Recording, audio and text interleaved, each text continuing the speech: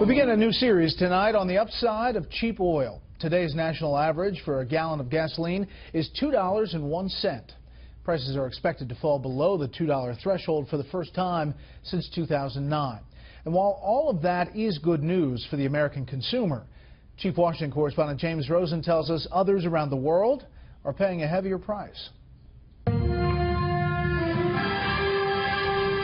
Vladimir Vladimirovich Putin. In his annual address to the Federal Assembly, Russian President Vladimir Putin acknowledged plunging oil prices, along with Western sanctions in the Ukraine crisis, are taking a toll on the Kremlin, which relies on oil for 68% of its exports.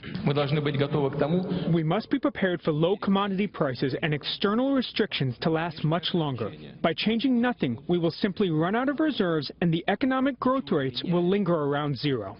But the U.S. denies taking any steps to exacerbate the pain being felt by our petrostate rivals on the world stage. I'm not aware of any specific policies that are geared in that direction. To wring additional geostrategic advantage from today's historically cheap oil prices, which hit a nearly 11-year low on Monday, analysts say Washington and the European Union would need to intensify sanctions on Russia's oil and gas sector.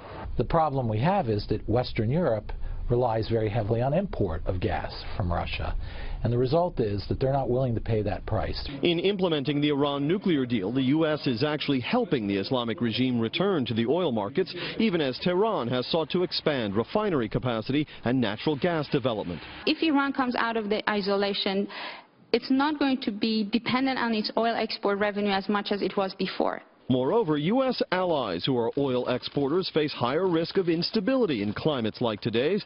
These include Iraq, Nigeria, and Saudi Arabia, whose royal family is slashing spending and looking to diversify. I think there really is sort of a focus now on trying to think about ways of making oil exporting economies more resilient to these oil price shocks and fluctuations. Even if today's oil prices aren't translating directly into a strengthened position for America and its national security interests, U.S. policymakers will assuredly prefer to operate in this kind of climate as opposed to its opposite.